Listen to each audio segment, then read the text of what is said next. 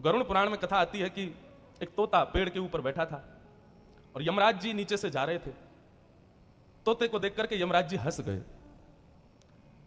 कोई और हंसे तो बात समझ आवे, यमराज किसी को देख करके हंस जाए, पुलिस वाला किसी को देख करके मुस्कुरा जाए, तो निश्चित है कि डबल मीनिंग हो सकते हैं। जरूरी थोड़ी खुश होकर ही हंस रहा हो। कई बार पिक्चरों में दिखाते हैं ना कि जब अरेस्ट करने पुलिस वाले आते हैं तो बड़े खुश होकर आते हैं, और बताओ सेठ जी कैसे हो, बहुत बढ़िया साहब, कमाई धंधा बढ़िया चला, चलो अब आप जेल की हवा खाओ, खुशी खुशी भी आते हैं।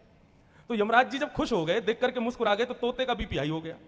ये मुझे देख के हंस क्यों रहे हैं, कोई और हंसे चलेगा, यमराज क्यों हंस रहा है, कहीं ऐसा तो नहीं मेरी मृत्यु होने वाली है। और इसी चिंता में तोता जो था वो व्याकुल हो गया। तोते के मित्र थे गरुड़ जी, भगवान के वाहन। एक दिन भगवान की सेवा से अवकाश लेकर के गरुड़ जी अपने मित्र तोते से मिलने गए। देखा तो तोता बिस्तर पर पड़ा था, बुखार चढ़ रहा है, चिंता में बैठा है। गरुड़ जी बोले क्या हो गया भैया, तू इतना चिंतित क्यों दिख रहा है। तोता बोला कि वो कल मैं बैठा था डाल पे, बहुत ठंडी हवा चल रही थी, बड़ा प्रसन्न था, इतना सुख था मेरे जीवन में, लेकिन एक हंसी ने संपूर्ण सुख को दुख में बदल दिया। बोले हंसी ने?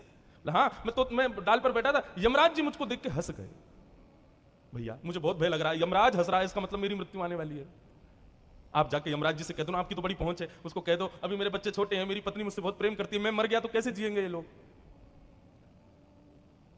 गरुड़ जी बोले अरे अरे चिंता मत कर, मैं भगवान का वाहन हूं, यमराज से मेरी बड़ी अच्छी मित्रता है, मैं उसको जाके अभी बोल दूंगा, लेकिन ऐसा भी तो हो सकता है कि मैं कहीं यमराज के पास गया, तेरी मृत्यु हो गई, तो एक काम, तेरा घर पता चल गया यमराज को, इसलिए मैं तुझे कहीं और पहुंचा देता हूं, वहां यमराज नहीं आएगा। और गरुड़ जी तोते को लेकर 7 समुद्र पार, एक समुद्र के बीच में टापू था, वहां एक गुफा थी, उसमें छोड़ाए, यहीं बैठना, यहां यमराज के पिताजी भी नहीं आ पाएंगे, इतने गोपनीय स्थान है, तू यहीं बैठ, मैं जाता हूं यमराज जी के पास। तोता बड़ा खुश, जय हो मेरे मित्र गरुड़ जी, आप जाके यमराज जी को बोल दो मुझे मारे नहीं। गरुड़ जी पहुंचे यमलोक, यमराज जी के पास।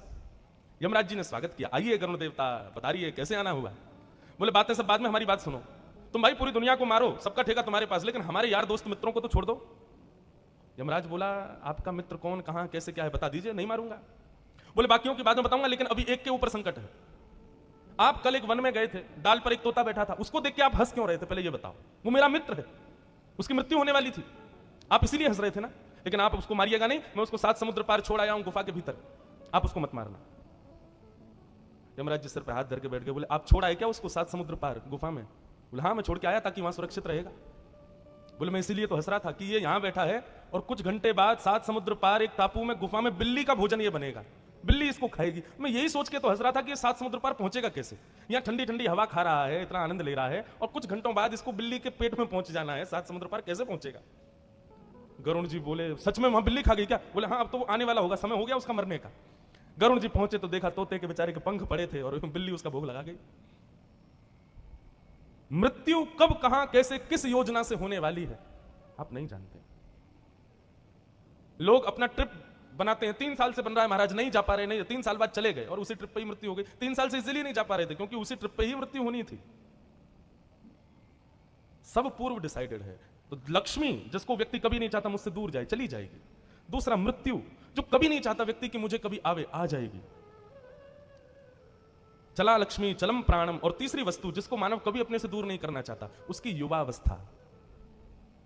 चलम जीवत यौवनम। अपनी युवावस्था में सबको लगता है कि मैं ऐसे ही रहूं, इतना ही रहूं, कभी इससे आगे ना बढ़ूं। जैसे जैसे 28-29 के बाद के जन्मदिन आते हैं ना, तो कोई विश करता है तो फिर बड़े पंच लगते हैं। वैसे मेरी तो अभी इतनी उम्र नहीं हुई, लेकिन मुझे पता है 30 के बाद में आपका जन्मदिन जब आता है तो आप भगवान से प्रार्थना यही करते हो कि मेरी उम्र ना पूछे, बस विश कर दे, हैप्पी बर्थडे। कितने साल के हो गए?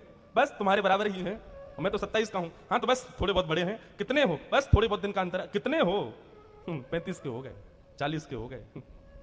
जैसे जैसे दिन आगे बढ़ता है हम युवावस्था को कभी छोड़ना नहीं चाहते, पर छूट जाएगी।